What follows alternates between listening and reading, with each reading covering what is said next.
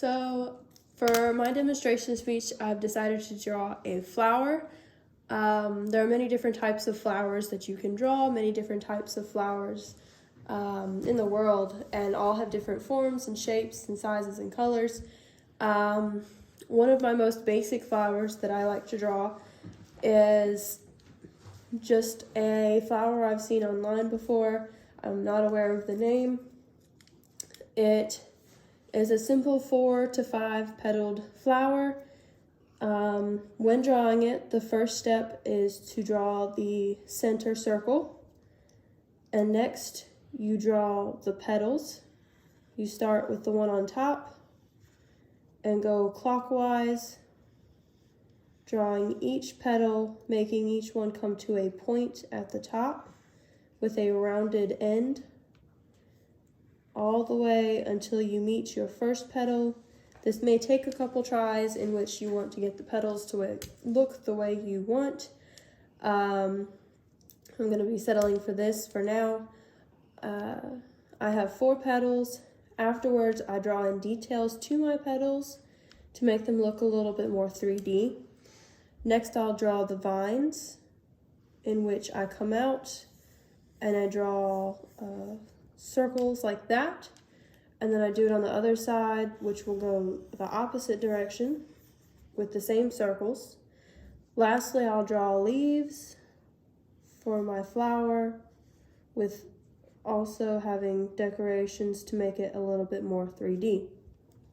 That is one of my most basic flowers that I draw. There's other ways to add to it and take away from it. You can add little designs as such along the flowers. You can make the petals more or less. You can add more petals to the background of it in each section, going the whole way around until you're happy with how full it looks. Another type of flower I like to draw is, again, you start with the basic small circle. Then you are going to draw multiple petals that start off thin. They're going to come out to make a wide circle and then come back to your center. And you're going to repeat this until you're able to fill the whole way around your circle. And you can go back and forth from your start petal to the last one you've drawn in order to try and make it unangled. You want it as straight as possible until you've met all the way around, and then fix any petals that may be shorter or longer or wider than you wanted. Afterwards, you can draw a stem, in which case I like to come out and come down like this, almost like it's leaning over. And then you can draw leaves like such, one there, one here on each side of the stem. Draw your lines to make it a bit more 3D on both, and you've got another flower. Again, there's many different ways to draw a flower. There's no particular right or wrong way when drawing a flower.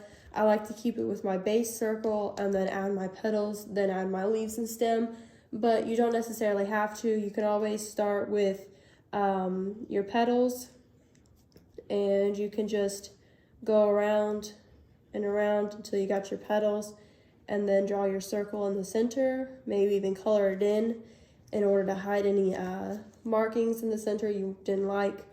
You can always start with your base first, in which you can draw maybe some grass, and then your stem, and then draw your circle. I would draw your circle a little bit ways out just so that you have room for your petals. But again, you don't necessarily have to. It is completely up to you because it's your drawing. But lastly, whenever you have finished drawing your flower to the way of your liking, next you have to draw your background. You can draw a simple sun, in which case I would just do a circle and then add some squiggly lines coming from it. And then between each squiggle, I like to do a straight line just to give it a little bit more character.